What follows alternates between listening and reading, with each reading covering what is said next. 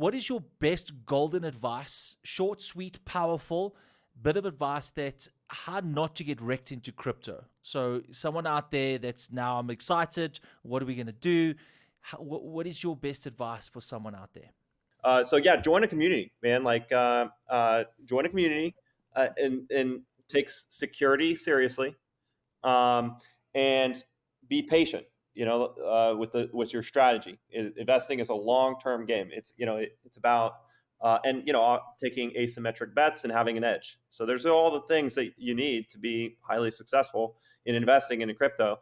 And you do all those things, especially where this whole industry, like even if you have like not the best portfolio in the world, you're still going to kind of do better than anything else because we're going from $1 trillion to a $400 trillion industry. So, and the other thing is if you see yourself hitting home runs and the world's going in your favor and everything's green and it's all fantastic, like the world is just saying you're a genius, that's the time when you want to walk away.